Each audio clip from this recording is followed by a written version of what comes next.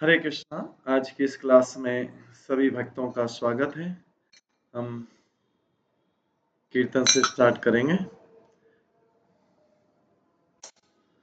जय राधा माधव कुंज बिहारी, जय गोपी जन गिरिवरधारी, यशोदानंदन व्रज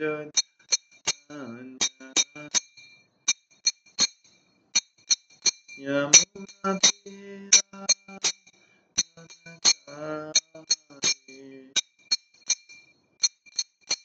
जय राधा कुंज बिहारी। हरे कृष्णा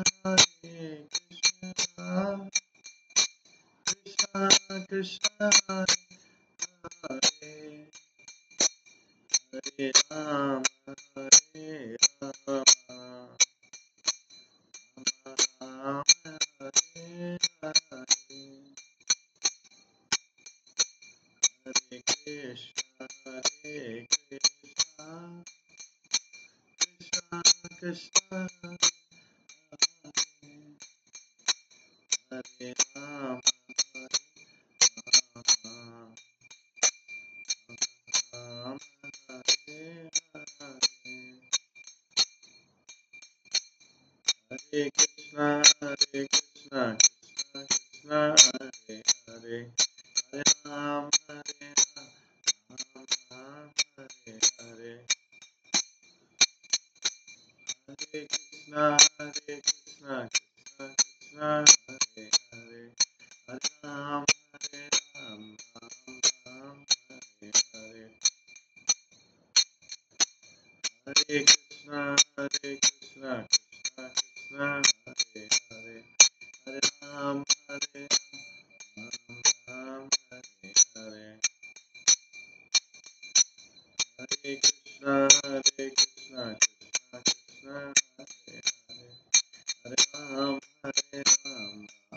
राम हरे हरे, हरे कृष्णा कृष्णा कृष्णा हरे हरे, हरे राम राम हरे हरे, जय राधा गोविंद राधा गोविंद राधा,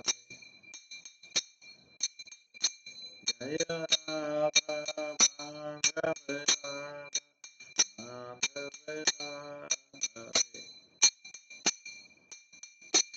जय गौरनिताय जय गौरनिताय गौरनिताय जय गौरनिताय, जय जय प्रभुपाद प्रभुपाद प्रभुपाद, जय जय प्रभुपाद, निताय गौर हरि बोल हरि बोल हरि बोल, निताय गौर हरि बोल। श्री श्री राधा गोविंद देव की जय, श्री जगन्नाथ बलदेव सुभद्रा महारानी की जय, श्री श्री गौर निताय की जय, श्रील प्रभुपाद की जय, सभी भक्तगणों की जय।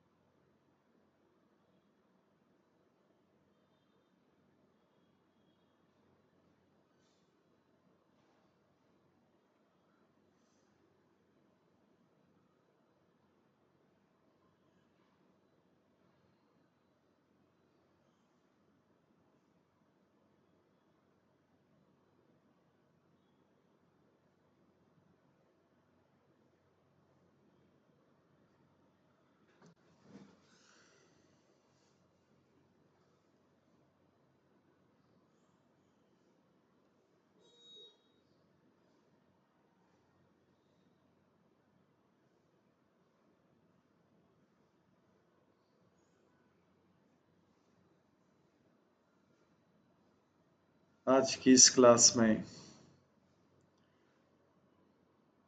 सभी भक्तों का स्वागत है। कल हम श्रवण कर रहे थे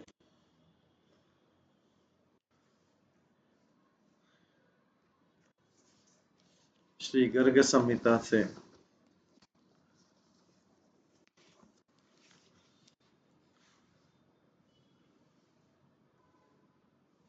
तीसरे अध्याय से श्रवण कर रहे थे।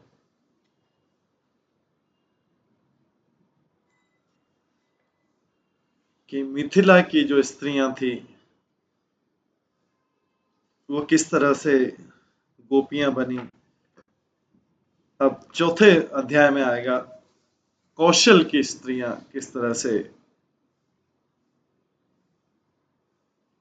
कौशल प्रदेश की स्त्रियां किस तरह से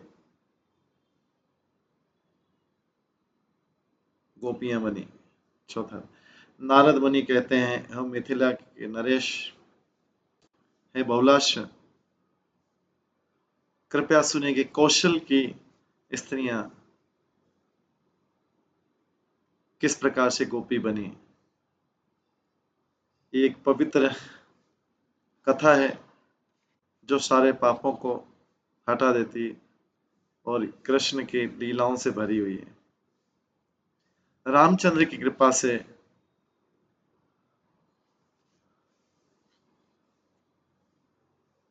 इनका जन्म 9 उपनिषदों के हुआ था और ज्वेल ऑर्नामेंट से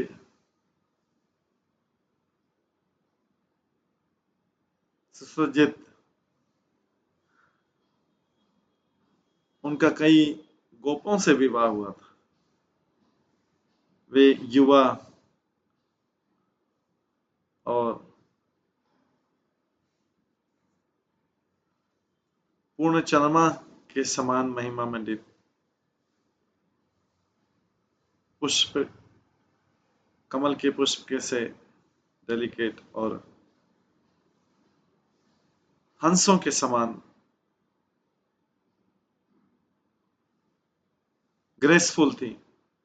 उनकी आंखें कमल जैसी थी। वे नंद के पुत्र कृष्ण के प्रति आकर्षित हो गई थी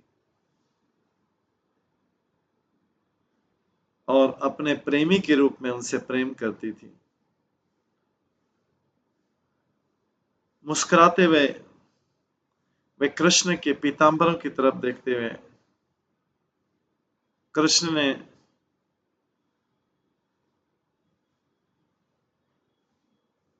कृष्ण उनके साथ मजाक करते थे ब्रज के रास्तों में। जब वे मार्केट में दही बेचने जाती थी वे योगा दही दही नहीं पुकारती थी, वे कृष्ण कृष्ण पुकारती थी। कृष्ण के प्रति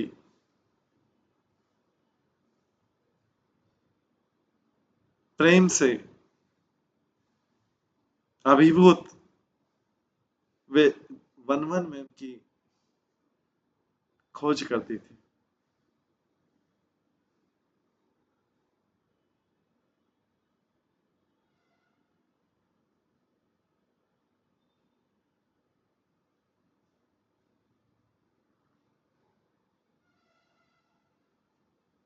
जब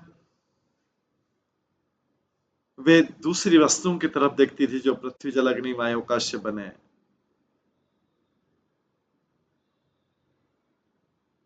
जब वे अलग अलग दिशाओं में देखती थी,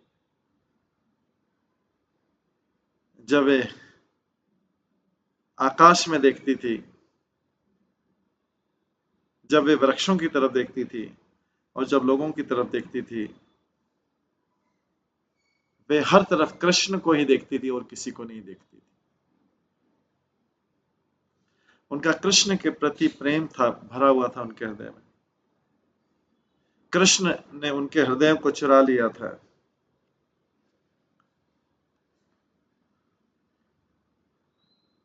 वे कृष्ण के प्रति ही प्रेम को प्रदर्शित करती थी। प्रेम से भरकर वे परमहंसों का रास्ते पर चल रही थीं और आनंद से भरकर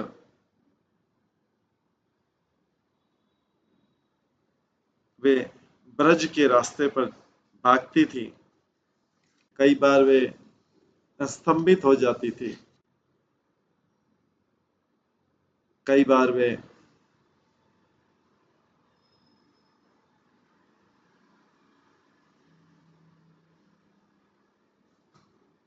जड़ चीजों को देख के सोचती थी कि ये जीवित हैं।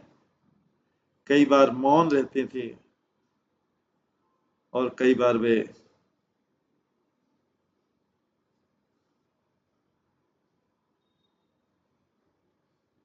बोलती रहती थी बिना किसी केयर के या लज्जा के,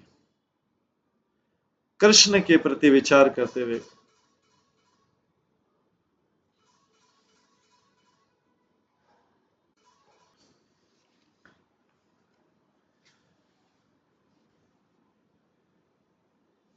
हे राजा, नारद मुनि बताते हैं, राजा मैं आपको कैसे वर्णन करूं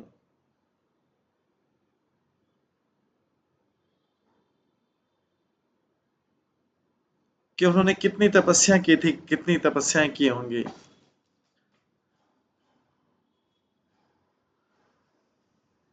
उन्होंने उन सब रास्तों का त्याग किया होगा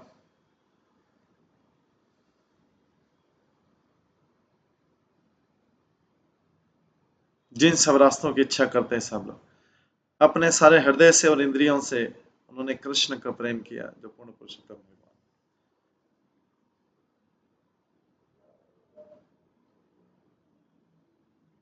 प्रेम से भरे हुए उन्होंने अपनी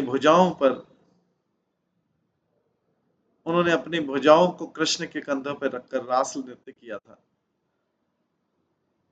उन्होंने कृष्ण को अपना समर्पित सेवक माना। अनंत शेष भगवान शेष भी जो हैं, अपने कई मुखों से उन तपस्याओं को वर्णन कर सकते हैं जो उन्होंने परफॉर्म की।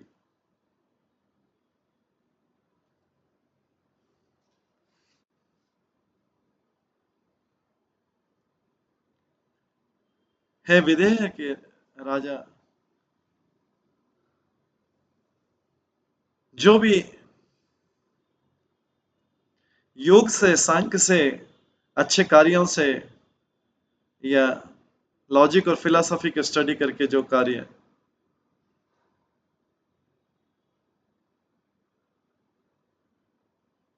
प्राप्त होता है, वो कृष्ण के प्रेम से तुरंत प्राप्त हो जाता है। प्रेम और भक्ति ही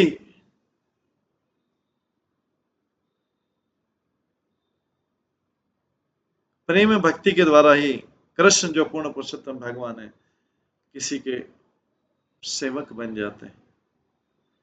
गोपियां उसका प्रत्यक्ष प्रमाण है।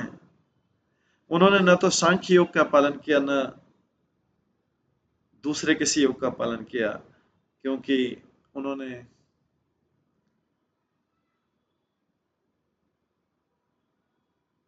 उनको प्रेम किया, जिसके कारण उन्हें उनका संग प्राप्त हुआ। तो ये किस प्रकार से कौशल प्रदेश की स्त्रियों ने गोपियां बनी, मिथिला प्रदेश की स्त्रियों ने बना, और जो दंडकारण्य की ऋषि थे वो बने। अयोध्या की स्त्रियां भी गोपियां बनी। 5वें अध्याय में आता है अयोध्या की स्त्रियों की कथा। नारद मुनि कहते हैं,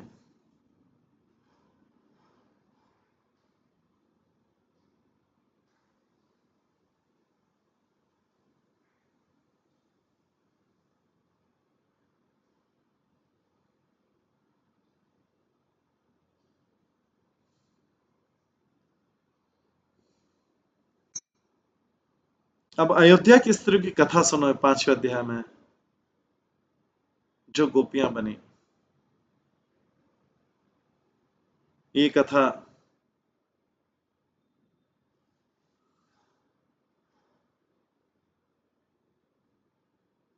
4 लक्ष्यों को बताती है।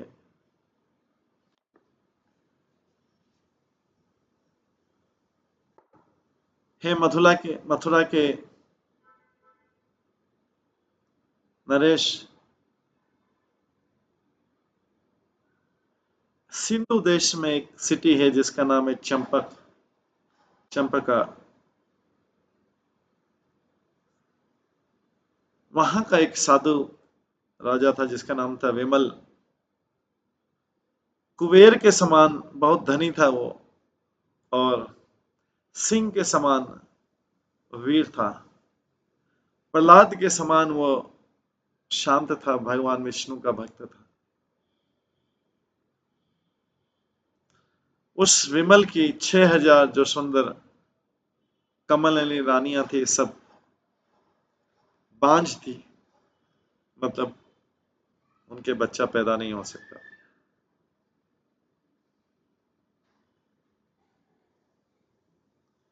राजा ने सोचा, कई वर्ष तक सोचता रहा कि क्या धार्मिक कार्य जो है जिससे मुझे संतान उत्पन्न होगी। एक दिन याज्ञवल्क्य जो ऋषियों के राजा हैं, ऋषियों में श्रेष्ठ है, उनके पास आए। राजा ने, उस सिंधु देश के राजा ने उन्हें प्रणाम किया, उनकी पूजा की और उनके सामने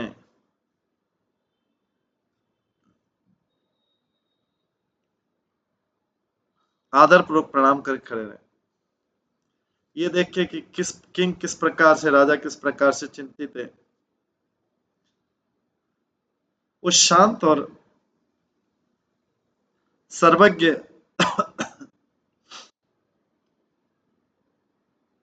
याज्ञवल्क्य बोले, याज्ञवल्क्य कहते हैं, हे राजा,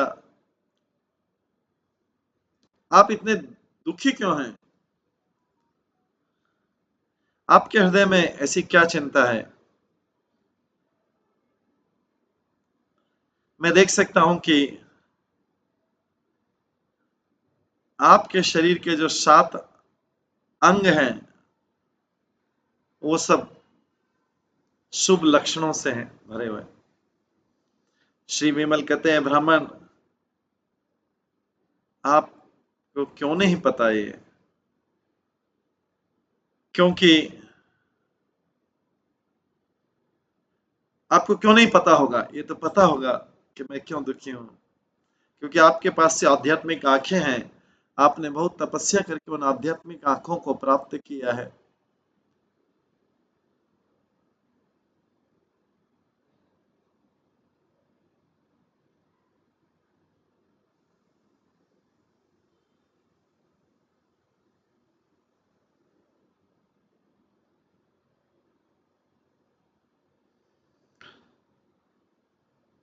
फिर भी मैं आपको अपनी चिंता का कारण बताता हूँ। क्योंकि मेरे कोई संतान नहीं है, मैं दुख से भरा हूं। हे संतों में श्रेष्ठ, मुझे वो तपस्या या दान बताइए जिससे मुझे पुत्र की, संतान की प्राप्ति हो। नारद मुनि कहते हैं। ये सुनकर महान संत याज्ञवल्क्य ने बहुत लंबे समय तक आंखें बंद की, समाधि में रहते हुए उन्होंने भूतकाल को देखा और भविष्य काल को देखा।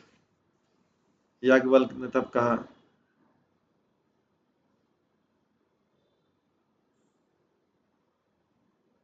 हे राजाओं में श्रेष्ठ, इस जन्म में आपके कोई संतान, कोई पुत्र नहीं है। आपकी 1 करोड़ पुत्रियां होंगी। राजा कहता है, हे मुनियों में श्रेष्ठ, पुत्र के बिना कोई व्यक्ति इस जीवन में ऋणों से मुक्त नहीं हो सकता। ऋषियों का ऋण, देवताओं का ऋण, पूर्वजों का ऋण, और मुक्त नहीं हो सकता। बिना पुत्र के घर में हमेशा ट्रबल रहेगा। पुत्र के बिना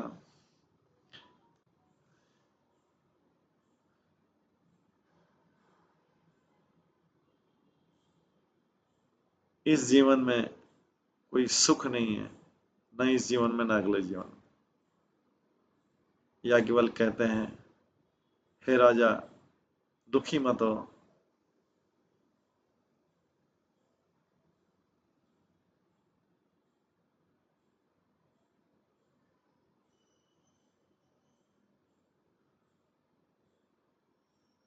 बहुत सारे धन के साथ में, दहेज के साथ में आपकी सारी पुत्रियां कृष्ण को ब्याही जाएंगी।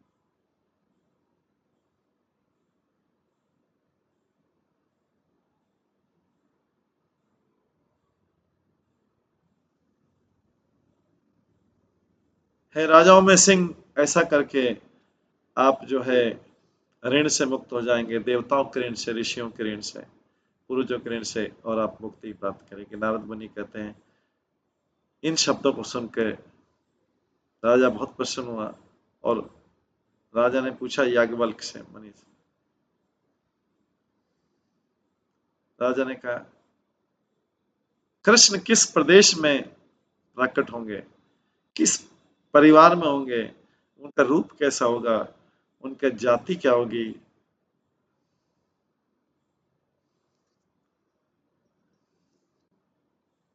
कितने सालों में वो आएंगे। याज्ञवल्क्य कहता है, ए, ए शक्तिशाली राजा, द्वापर युग में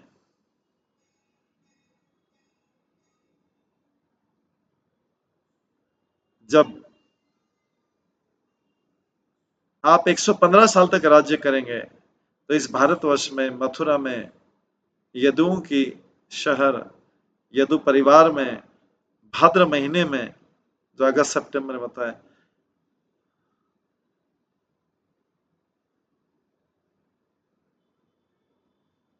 डार्क मून के मतलब कृष्ण पक्ष के 8वें दिन अर्धरात्रि में, जब मून जस्ट उदय हो रहा होगा,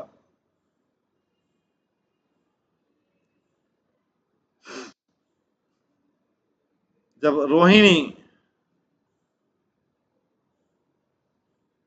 नक्षत्र अपने मुख्य स्थान पे होगा, और जब ग्रह हर्षण योग में होंगे, वासुदेव के महल में सुंदर कृष्ण, जो मानसून के घने बादलों के समान सुंदर है, वनमाला से सज्जित और श्रीवत्स के चिन्ह के साथ में देवकी के गर्भ में उत्पन्न होगा। जिस प्रकार से अग्नि यज्ञ की अग्नि लकड़ियों से उत्पन्न होती है, आप अपनी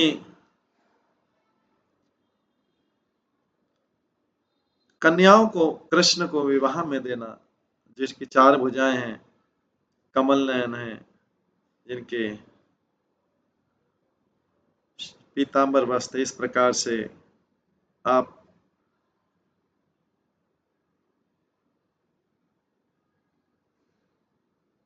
जीवन का परम लक्ष्य प्राप्त करेंगे, इसमें कोई संशय नहीं।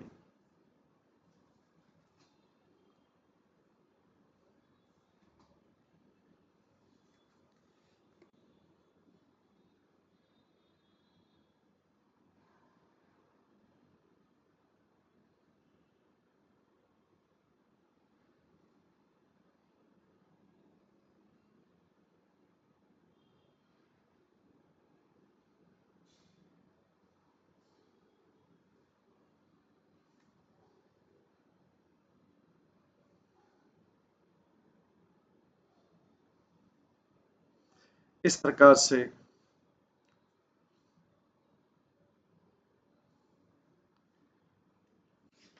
ये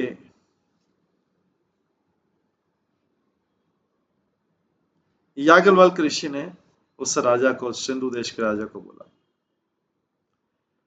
ये एक स्टोरी अभी अगले अध्याय में, 6ठे अध्याय में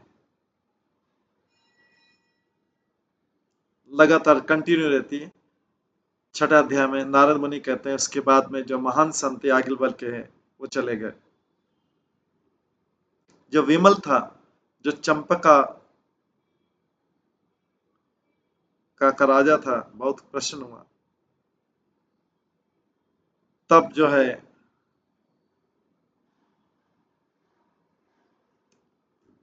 अयोध्या की जो सारी स्त्रियां हैं वो रामचंद्र के आशीर्वाद से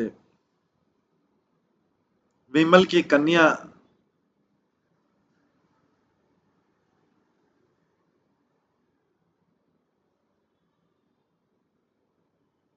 बनी और उनकी पत्नियां बनी।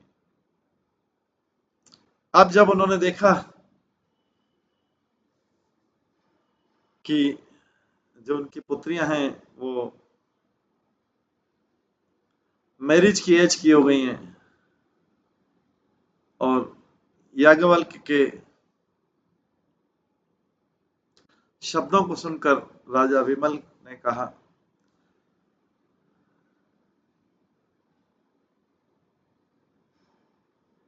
अपने दूत को कहा, दूत मथुरा जाइए और वहां पर वासुदेव के महल में प्रवेश कीजिए और वसुदेव के सुंदर पुत्र को देखिए, देख के आना उसको। वो मानसून के बादल जैसा घना उनका सुंदरता है, 4 भुजाएं हैं, श्रीवत्स का चिन्ह है और वो वनमाला पहनते। अगर वो यहाँ वहां पर हो तो मैं उनको अपनी सारी सुंदर कन्याएं दूंगा, भेंट करूंगा, मैरिज में दूंगा। नारद मुनि कहते हैं, ये शब्द सुन के मथुरा में पहुंच के उस संदेश वाहक ने वहां की महान आत्माओं से पूछा, उन्होंने वासुदेव के पुत्र को देखा है क्या? वसुदेव के पुत्र को। ये शब्द सुन के जो मथुरा के बुद्धिमान थे, जो कंस के से डरे हुए थे, वो उसको एकांत स्थान में ले गए और उनके कानों में बोला। मथुरा के लोगों ने बोला, वसुदेव के कई पुत्र हैं और सभी कंस के द्वारा मारा जा चुके हैं, केवल एक कन्या है, वो स्वर्गलोक चली गई है। अभी वसुदेव जो हैं पुत्र रहित हैं और बहुत अप्रसन्न हैं कंस के डर के मारे। तो मैं ये शब्द किसी और को नहीं बोलना है, चुपचाप।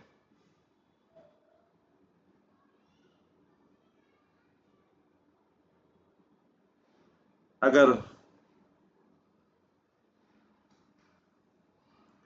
मथुरापुरी में किसी ने ये शब्द सुन लिए, ये तो कंस जो है, जो वसुदेव का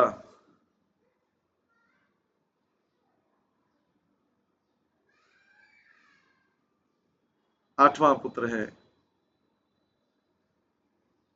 वो उसको बुरी तरह से दंड देगा। श्री नारद मुनि कहते हैं, लोगों के शब्द सुनकर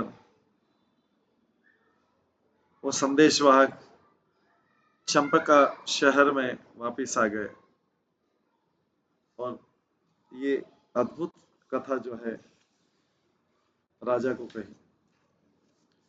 संदेशवाहक कहता है,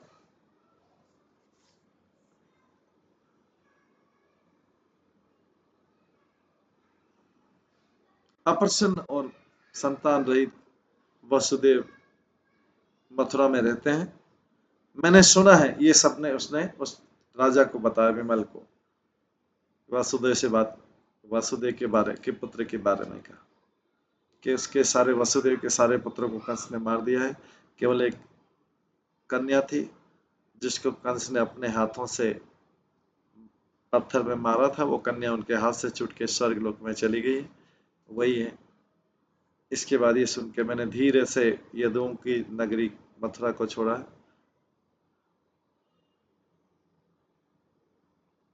जब मैं इस प्रकार यमुना के किनारे से वापस लौट रहा था वृंदावन के जंगलों से, मैंने एक बहुत सुंदर बालक देखा लताओं के बीच में। हे राजा, जैसा आपने वर्णन किया वो सारे लक्षण उनमें थे, बहुत सुंदर था और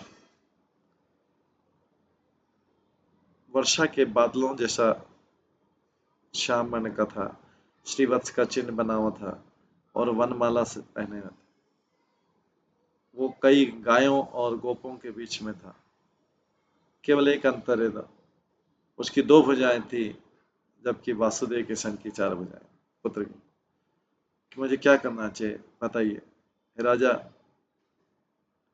ऐसा नहीं हो सकता कि उस संत के वो शब्द गलत हो।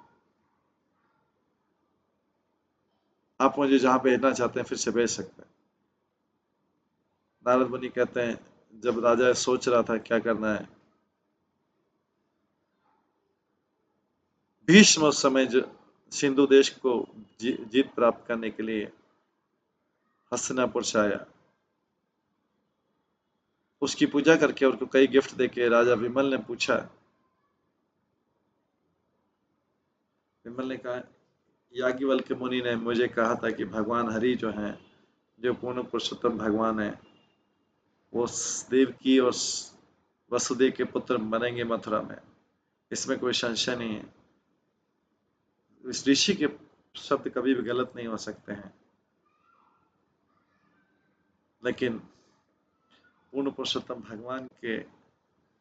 भगवान जो है अभी तक वसुदेव के पुत्र के रूप में प्रकट नहीं हुए।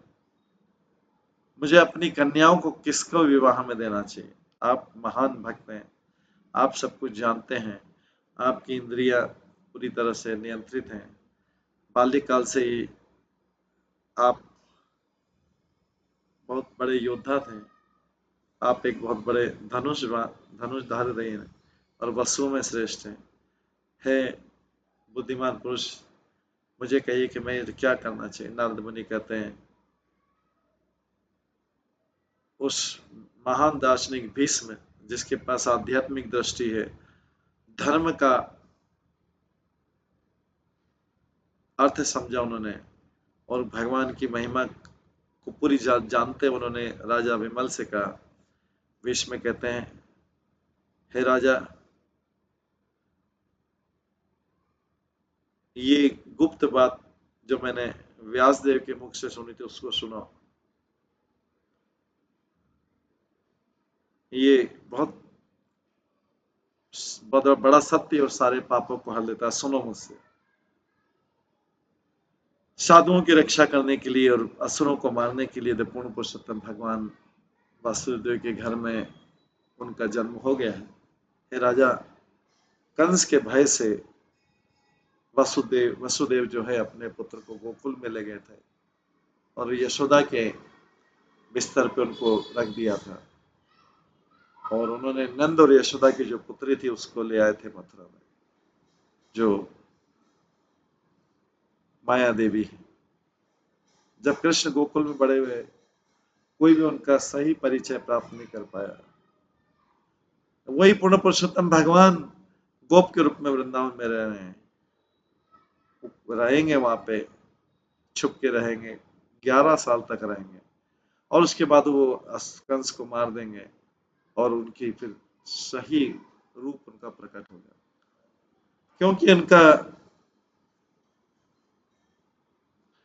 क्योंकि रामचंद्र के आशीर्वाद से अयोध्या की कई स्त्रियां आपके यहाँ सुंदर कन्याओं के रूप में जन्म लिया है और आपकी पत्नियों के रूप में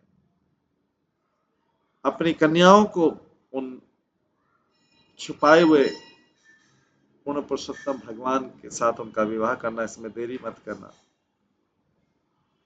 क्योंकि शरीर कब खत्म हो जाए पता नहीं लगेगा।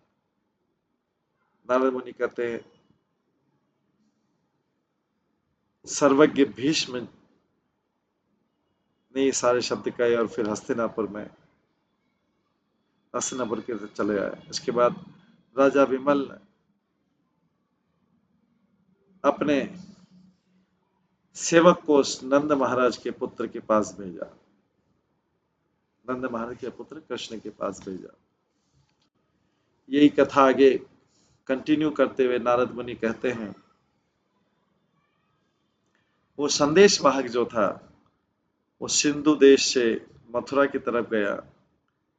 यमुना के किनारे जाते जाते वृंदावन में उसने फिर कृष्ण को देखा, एकांत स्थान में उनको प्रणाम करके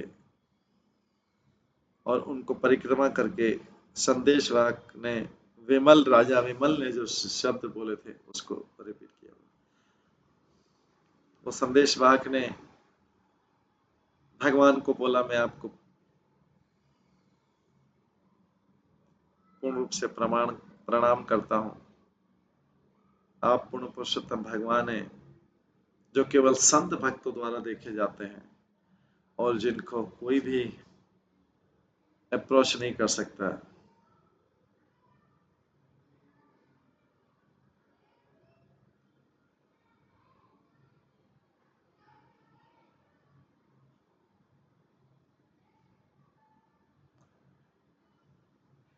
साधारण पुण्य कर्मों से प्राप्त नहीं हो सकता। मैं आपको प्रणाम करता हूँ,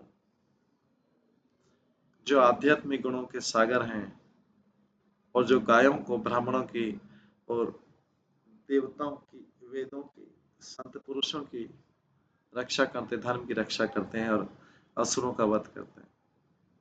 उन असुरों का जिनका हेड कंस है। आप यदुवंश में उत्पन्न हुए हैं, हालांकि आप अजन्म हैं।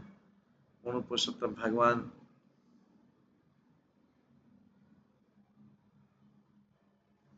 ब्रज के लोगों का सौभाग्य है, आपके पिता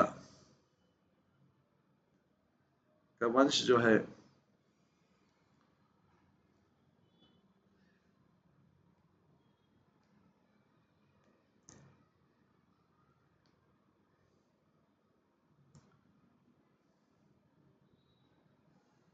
बहुत सौभाग्यशाली है। ब्रज के गांव बहुत भाग्यशाली हैं। वृंदावन का वन बहुत भाग्यशाली है, जहाँ पे पूर्ण पुरुषोत्तम भगवान हरि, जो मुझे अपनी आंखों से दृश्य दिखाई दे रहे हैं।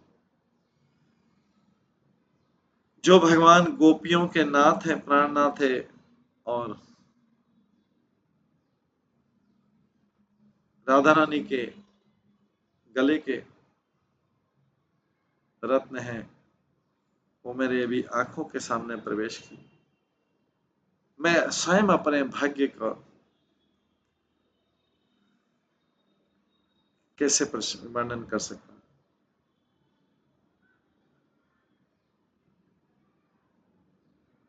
हालांकि अभी आप एक साधारण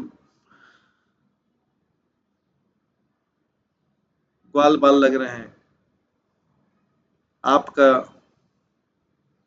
पवित्र यश सब जगह फैल रहा है, तीनों लोगों को शुद्ध कर रहा है।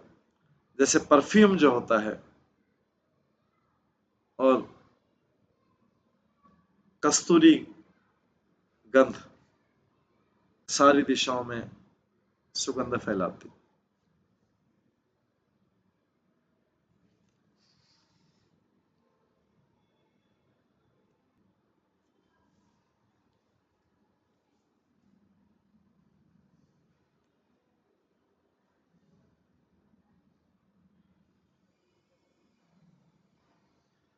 परमात्मा के रूप में आप प्रत्यक्ष प्रमाण है, जो सबके हृदय में देखते हैं। आप सब कुछ जानते हैं। फिर भी एकांत स्थान में मैं आपको राजा विमल का संदेश सुनाता हूँ। सिंधु देश में एक शहर है जिसका नाम है चंपका। वो इंद्र के शहर के समान महिमा मंडित है। इंद्र की सिटी जो अमरावती वैसे ही महिमा है। वहां पर विमल जो कि इंद्र के समान महिमा मंडित है, उस शहर का राजा है। उनके विचार हमेशा आपके चरण कमलों पे हैं। आपके लिए बारंबार उसने सैकड़ों यज्ञ किए हैं, दान दिया है, तपस्याएं की, ब्राह्मणों को सेवा की, पवित्र तीर्थ स्थानों को विजिट किया है और पवित्र मंत्रों को जपा है। क्योंकि वो इन आध्यात्मिक क्रियाओं में व्यस्त हैं, हे भगवान, उनके सामने प्रकट होइए।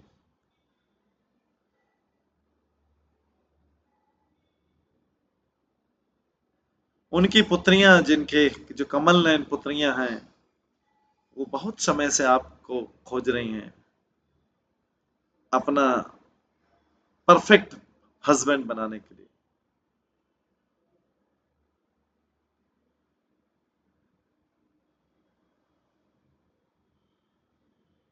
आपके चरण कमलों की सेवा करने के लिए उन्होंने अपने शरीर को पवित्र कर लिया है, कई प्रतिज्ञाओं से, कई संकल्पों से और कई तपस्याओं से।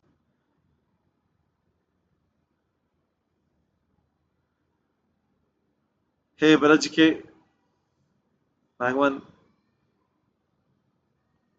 उनको अपना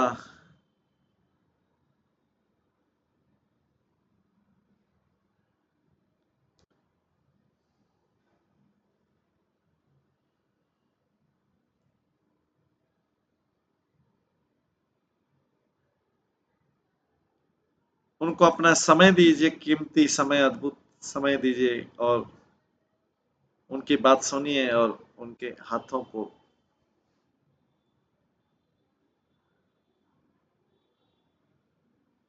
विवाह के रूप में स्वीकार कीजिए।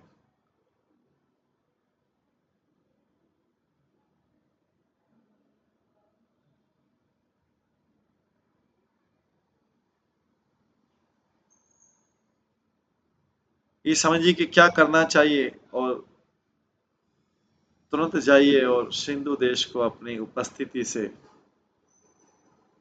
शुद्ध कीजिए।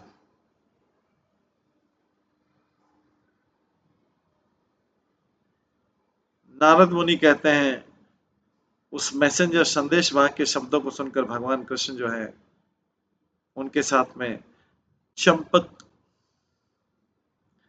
चंपका सिटी में गए। एक क्षण में वहां पहुंच गए। राजा विमल यज्ञ कर रहा था, वेदों की ध्वनि से भगवान कृष्ण वहां पहुंच गए, और उस संदेशवाहक तुरंत आकाश से नीचे उतरा।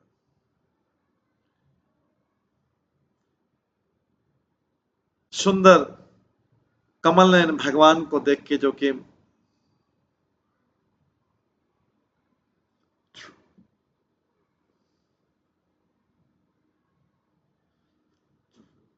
मानसून क्लाउड के समान है, पीतांबर पहने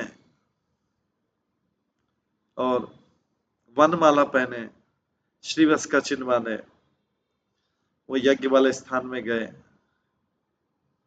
राजा विमल तुरंत खड़ा हो गया, और उनके हाथ जो हैं प्रणाम से रिस्पेक्टफुली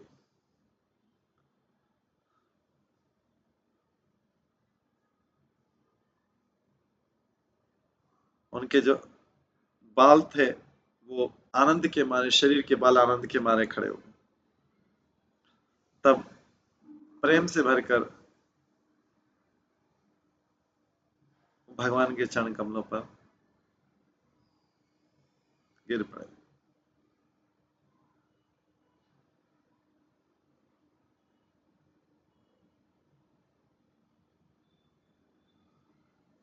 इसके बाद उन्हें स्वर्ण और रत्न के सिंहासन पर बैठाकर उनके प्रार्थना करके उचित रूप से पूजा करके राजा विमल भगवान के सामने खड़े हुए।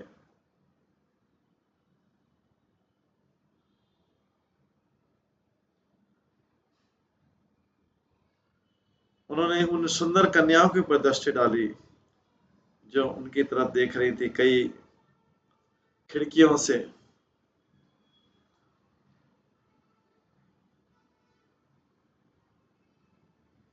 बादल की गर्जना के समान भगवान कृष्ण ने राजा विमल को कहा, पूर्ण पुरुषोत्तम भगवान कहते हैं, भद्र पुरुष मुझसे वरदान मांगो, जो भी तुम्हारे हृदय में। उस याज्ञवल्क्य ऋषि के जो शब्द मुझे यहाँ लाए हैं, विमल कहते हैं, हे ईश्वरों के ईश्वर, मेरे हृदय को उस भवने के समान बना दीजिए जो आपके चरण कमलों में हमेशा रहे। मुझे इसके अलावा कोई इच्छा नहीं है। नारद मुनि कहते हैं, इन शब्दों को कहकर राजा विमल जो हैं, उन्होंने अपने खजाने में जो भी धन थी राजा को, भगवान को दिया। अपने सारे हाथी दिए, घोड़े दिए, रथ दिए।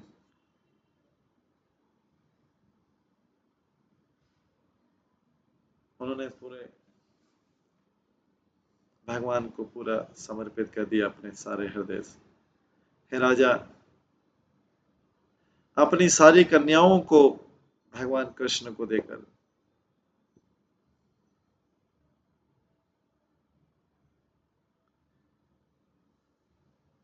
वो महान भक्त विमल भगवान के सामने झुककर उन्होंने प्रणाम किया। उस समय सारे लोगों ने जय जय जय बोला और जो स्वर्ग में देवता थे उन्होंने फूल बरसाए। तब राजा विमल ने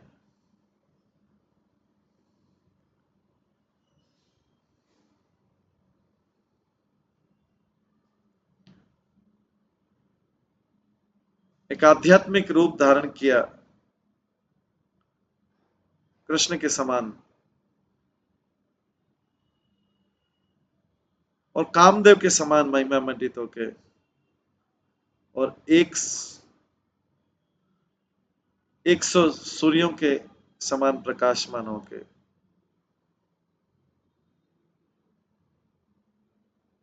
राजा ने सभी दिशाओं में प्रकाशित। सारे लोगों ने उनकी तरफ देखा और किंग विमल, राजा विमल जो था और उनकी पत्नियां ने भगवान कृष्ण को इस प्रकार प्रणाम किया। गरुड़ की पीठ पर सवार होकर बैकुंठ में गया। इस प्रकार मुक्ति प्रदान करके भगवान कृष्ण ने उस राजा की सुंदर कन्याओं को धारण किया।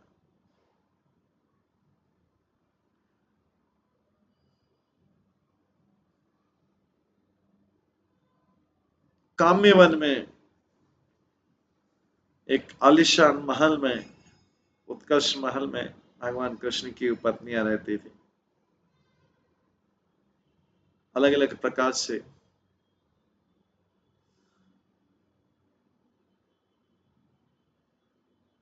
वो अपना समय व्यतीत करती थी।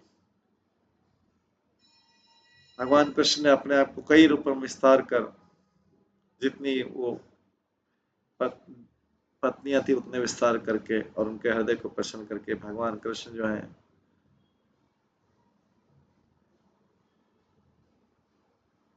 रास डांस में अपने आप को प्रकाशित किया।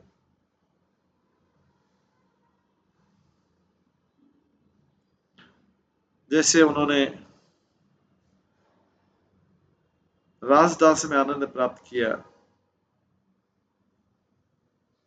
राजा विमल की पुत्रियां थी पसीने पसीने हो गई और उनके पसीने से विमल कुंड बना उस काम्य वन। हे राजा, हे राजाओं के राजा,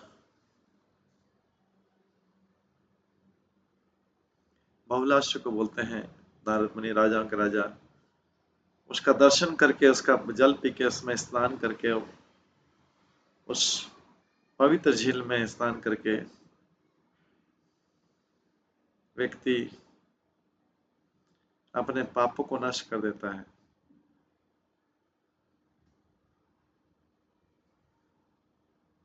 सुमेरु पर्वत जैसे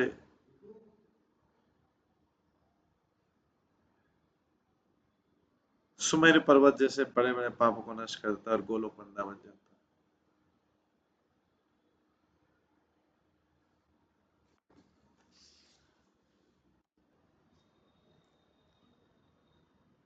इस प्रकार से जो कोई भी इस कथा को सुनता है अयोध्या की स्त्री की, वो पूर्ण पुरुषोत्तम भग भगवान के गोलोक जाता है, जो बड़े बड़े योगी भी प्राप्त नहीं कर पाते। 8वां अध्याय।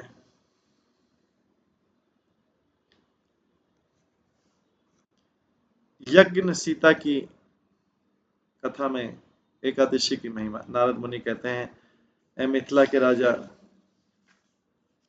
अभी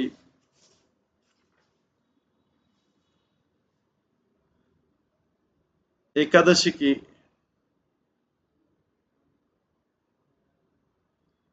अभी स्टोरी सुनिए, यज्ञ सीता की स्टोरी, जो बाद में गोपी बन गई।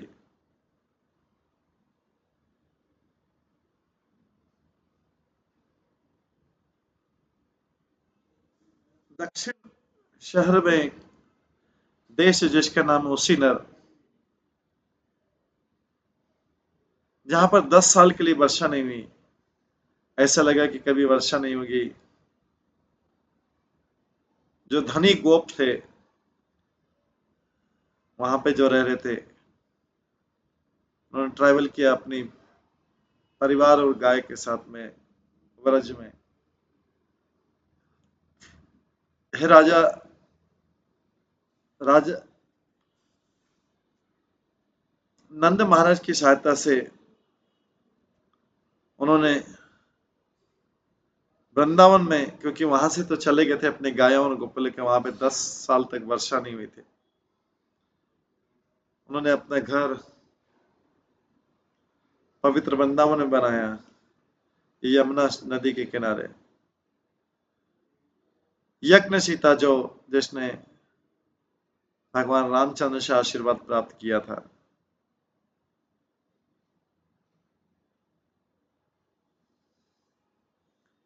वो उनके घरों में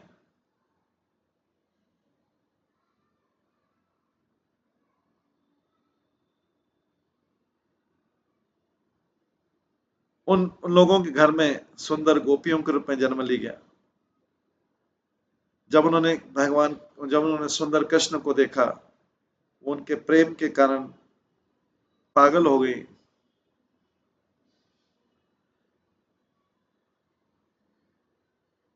उन्होंने जाके राधा रानी से बोला कि हमें क्या संकल्प करना चाहिए जिससे हमें कृष्ण की कृपा प्राप्त हो। गोपियां राधा रानी से कहते, राधा, हे सुंदर कमल नयनी वृषभानु की पुत्री, हमें क्या संकल्प करना चाहिए हमें कृष्ण की कृपा मिले। हे राधा,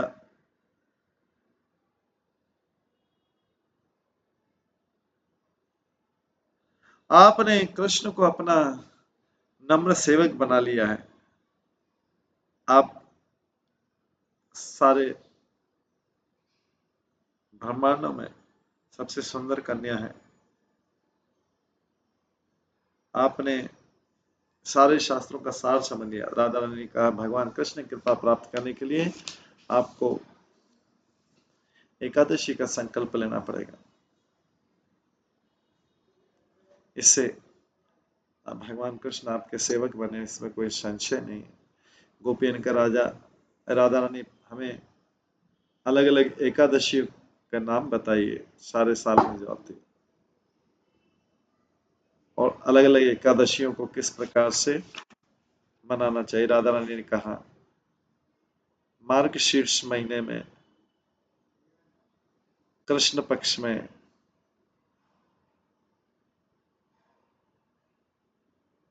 मुर असुर को मारने के लिए एकादशी का जन्म हुआ था भगवान विष्णु के शरीर से। आपके कल्याण के लिए मैं आपको 26 एकादशी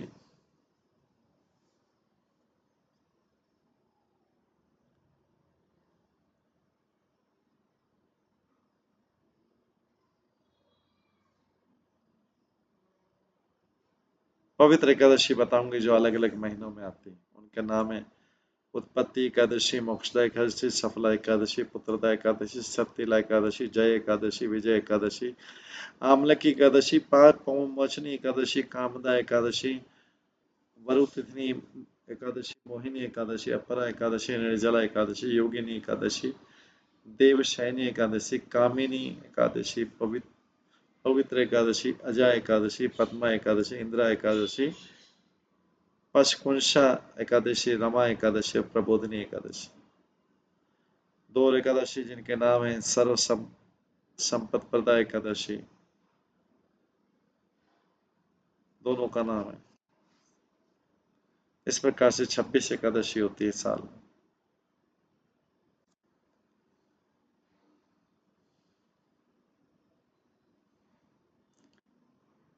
जो कोई व्यक्ति इन एकादशी का नाम लेता है उसको एकादशी करने का 1 साल का फल मिल जाता है।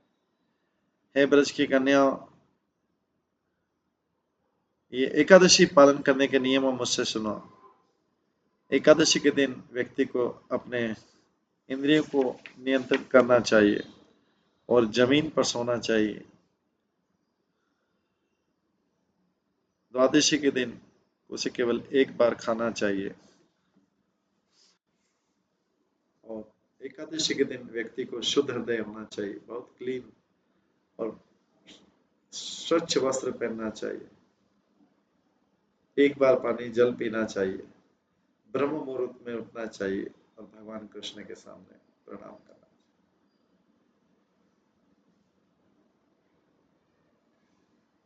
कुएं में स्नान करना निम्न स्तर का स्नान है। जलाशय में स्नान करना उससे अच्छा है, झील में स्नान करना उससे भी अच्छा है और रिवर में स्नान करना उससे भी अच्छा है। एकादशी के दिन व्यक्ति को लोभ और क्रोध से दूर रहना चाहिए। व्यक्ति को पापी व्यक्तियों से बात नहीं करना चाहिए, नास्तिकों से और अपराधियों से। जो व्यक्ति एकादशी का संकल्प लेता है वो झूठे लोगों से बात नहीं करना चाहिए और ब्राह्मणों के प्रति अपराधी, पापियों के प्रति अपराधी, दुष्ट, चोर, उन लोगों से संपर्क नहीं करना चाहिए और जो गलत व्यवहार कर रहे हो, इमोरल है, उनसे भी नहीं। घर में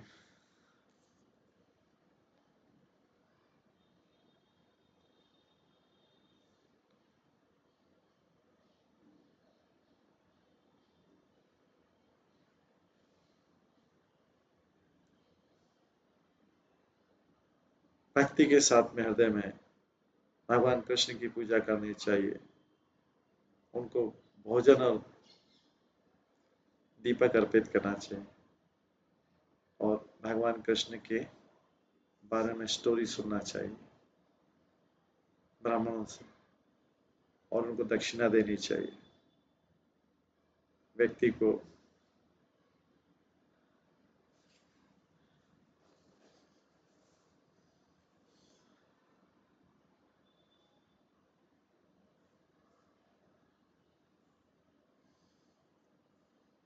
इस बात का ध्यान रखना चाहिए भगवान कृष्ण की महिमा गाने के लिए पूरी रात्रि भर।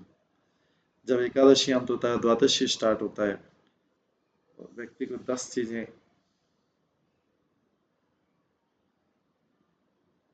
इनसे दूर रहना चाहिए। पीतल के बर्तन,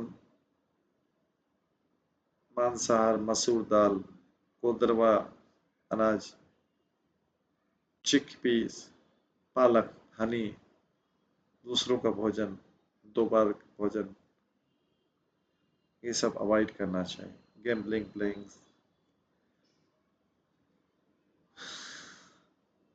एकादशी के दिन व्यक्ति को कठोर शब्द नहीं बोलना चाहिए।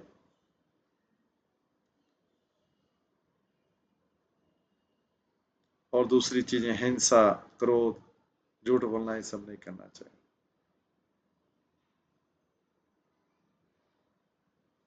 और द्वादशी के दिन उसे पीतल के बर्तनों में खाना, मांसाहार नहीं करना, नशा नहीं, शहद नहीं, ऑयल नहीं, झूठ नहीं बोलना,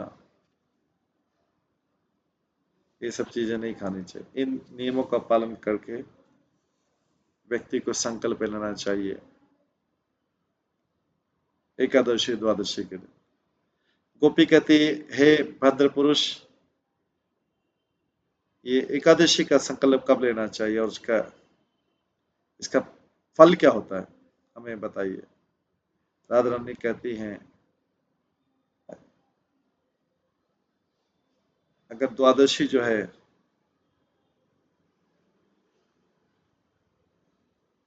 एकादशी के पहले 22 घंटे में शुरू होती है, तो व्यक्ति को एकादशी के दिन उपवास नहीं करना चाहिए, लेकिन द्वादशी के दिन करना चाहिए।